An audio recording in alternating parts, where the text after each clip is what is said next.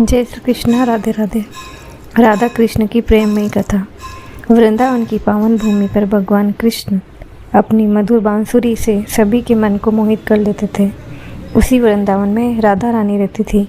राधा और कृष्ण का प्रेम सांसारिक प्रेम नहीं बल्कि आत्मा और परमात्मा के दिव्य मिलन का प्रतीक माना जाता है।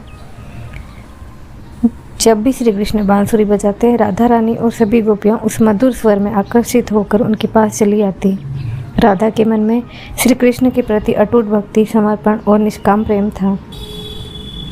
श्री कृष्ण भी राधा रानी को अपने हृदय का सबसे प्रिय स्थान देते थे। एक दिन राधा रानी ने श्री कृष्ण से पूछा, प्रभु आप सभी से प्रेम करते हैं, फिर मुझे इतना विशेष क्यों मानते हैं? श्री कृष्ण मुस्कुराए और बोले, राधा, जो प्रेम किसी स्वार्थ से नहीं, केवल समर्पण और विश्वास से भरा हो, वही मुझे सबसे प्रिय है। तुम मेरे नाम से पहले याद की जाती हो, क्योंकि बिना राधा के कृष्ण अधूरे। समय बीतता गया। श्री कृष्ण को मथुरा जाना पड़ा, लेकिन कभी उनके प्रेम को कम नहीं आका।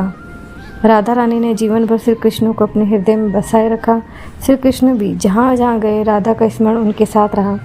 इसलिए आज भी संसार राधे कृष्ण कहकर ही उनका स्मरण करता है। इस कथा से शिक्षा मिलती है, सच्चा प्रेम कभी स्वार्थ नहीं देखता। प्रेम में विश्वास, समर्पण, धैर्य, भक्ति हो तो सदैव अमर रहता है। राधा कृष्ण हमें सिखाते हैं कि ईश्वर को पाने का सबसे सरल मार्ग प्रेम, निष्काम भक्ति।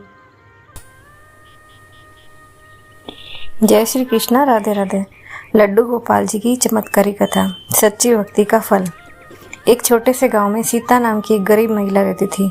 उसके पास धन दौलत नहीं थी, लेकिन उसके घर में लड्डू गोपाल जी की छोटी सी सुंदर मूर्ति विराजमान थी। वह प्रतिदिन सुबह स्नान कर लड्डू गोपाल को नहलाती, नए वस्त्र पहनाती, तुलसी दल अर्पित करती और प्रेम से भोग लगाती। एक दिन उसके घर में खाने के लिए केवल एक रोटी बची। उसने सोचा, पहले मेरे लड्डू गोपाल को भोजन कराऊंगी, फिर खाऊंगी। उसने पूरी श्रद्धा से रोटी का भोग लगाया और कुछ देर बाद देखा कि रोटी पर छोटे छोटे उंगलियों के निशान बने हुए हैं। उसका हृदय, उसका मन आनंद से भर गया। उसे विश्वास हो गया कि उसके लड्डू गोपाल ने भोग स्वीकार कर लिया है। कुछ दिन बाद गांव में भयंकर सूखा पड़ गया। लोगों के घरों में अन्न समाप्त हो गया, लेकिन सीता ने अपनी पूजा, सेवा भाव कभी नहीं छोड़ी। वह रोज कहती थी, मेरे गोपाल आप ही पालनहार हो। एक सुबह उसने देखा कि उसके अनाज के डिब्बे में जितना अनाज निकालती उतना ही फिर भर जाता। उसने उस अनाज से अपने परिवार के साथ में पड़ोसियों को भी सहायता की। धीरे धीरे पूरे गाँव की ये बात पता चल गई। गाँव के लोगों ने पूछा, तुम्हारे घर में ये चमत्कार कैसे हो रहा है? सीता मुस्कुराई और बोली, ये मेरे लड्डू गोपाल की कृपा है। जो सच्चे मन से भगवान की सेवा करता है, भगवान कभी उसका साथ नहीं छोड़ते। उस दिन से गांव के सभी लोग प्रेम और श्रद्धा से भगवान की भक्ति करने लगे। कुछ ही समय बाद वर्षा हुई, खेत लहला उठे, गांव में फिर खुशहाली लौट आई। इस कथा से शिक्षा मिलती है, भगवान लड्डू गोपाल को धन नहीं बल्कि सच्चा प्रेम, विश्वास, सेवा प्रिय है।